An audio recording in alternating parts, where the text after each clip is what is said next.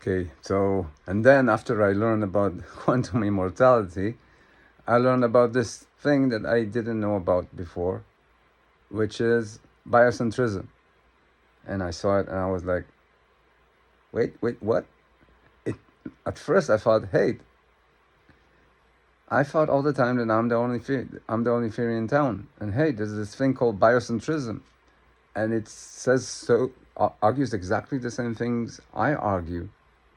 Uh, and yes, like uh, if you want someone more respectable to persuade you of the ideas that I'm saying, check out Robert Lanza, I think, his book Beyond Biocentrism. Yeah, and you get a lot of the same arguments that I'm making, but then I looked inside, I checked the ideas and I read about it, and I said, hey, there's something missing here. This is just a skin. I look inside, there's nothing. So this is why I'm calling this video Beyond Biocentrism. So the arguments of biocentrism are basically that reality, as we perceive it, is the culmination of experiences, and there's no sense in talking about a reality without consciousness, and many of the things that I'm saying. I was thinking, hey, like, so my theory is unnecessary. All this book was just he beat me to it. And then I saw no, so not at all. It's a good to see that other people think the same thing as I do, and it's good to see that it's good to like it you can use it to take my words more seriously, but that theory, biocentrism, lacks the ontology and the metaphysics. The what is there, the explanation why it is. It just doesn't have it, and therefore it comes to conclusions that are also I don't agree with. And you can say this is a like segmented aspects is an addendum for biocentrism, but I think it's actually you just biocentrism is just beyond biocentrism. That book, that's just the skin. It looks the same. It quacks like a duck, but it's not a duck.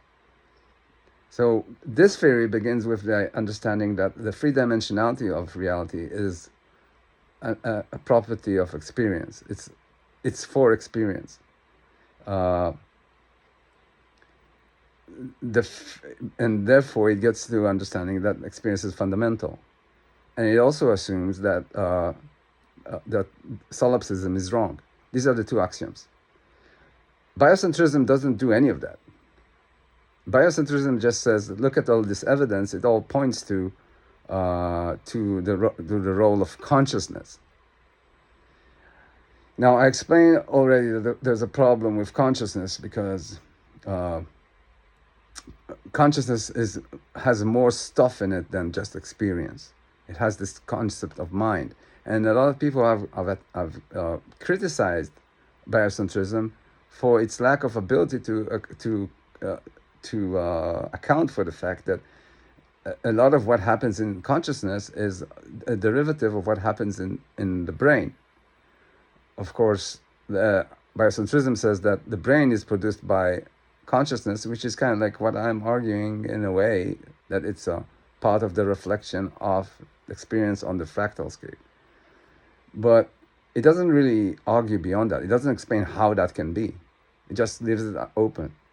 And there's a problem when you leave things open, is that things that no longer work start creeping in. For example, they would say, biocentrism would say that the reality reality that is not experience has to be in space and time. Wrong.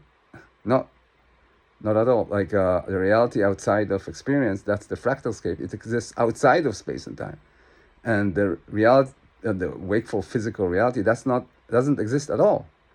That's just according to segmented aspects, according to metadimensional, that's just an agreement between experiential agents that get trapped into this kind of mutual dependency on each other, something like that. And biocentrism still talks about matter as if it's something that exists, but it exists using through experience, through consciousness. But according to the theory, matter doesn't exist. Matter is a concoction that the body produces. The body is not of the matter that you can perceive in the wakeful physical world. And biocentrism assumes that life is as fundamental, basically, as experience or as consciousness, while in the theory there is no meaning to the term life if it does nothing that's like to be it. If there's nothing that's like to be it, it's just part of the machine. Its value is zero. Its ethical value is zero if there's nothing that's like to be it. And in biocentrism, all life is sacred, and biocentrism comes to defend any action against anything living or conscious, which the theory kind of says, like, yeah, you're going to do it to yourself, but it's not out of some kind of ethics. It's about pure selfishness. You're going to suffer that. And it also shows that how so that kind of suffering could actually be beneficial, because you're judging it experientially, not in objective, not in physical, corporeal terms. And also that a lot of times they're trying to help the group, the community, or is actually serving something that's called a distributed power peer. There's a video about it, and so it gets a bit complicated. There's a video about altruism that I made. So it doesn't get to the same conclusion, and actually the theory says that it cannot give ethical recommendations, because it doesn't have the tools to do so, even though it has many more tools than biocentrism, and biocentrism jumps to make moral decisions, ethical decisions, with no basis. So what I think you should take from biocentrism is that when I said that I was racing to get this theory released, it's because I could see that the ideas of this theory are oozing from everywhere, and I just had to put them all together, and through the idea that space is fundamental, and through the rejection of solipsism, and through the understanding that from that you get like the idea of dimensions and the reflection of the dimension of experience on the objective substrate of reality. I made lots of videos about that already, experiential intersections, all that stuff. Then you get to the model. And biocentrism, you should not take it as, hey, because they say the same things as this theory in some places, then it replaces this theory, or this theory is some kind of an extension of biocentrism. We reach the same conclusions in some parts, reach different conclusions in other parts, but the reason we reach them is different, like the two theories, and I think that the reason there is a similarity between them is not because one is a derivative of the other, but just because the reality that both theories try to explain is the same one.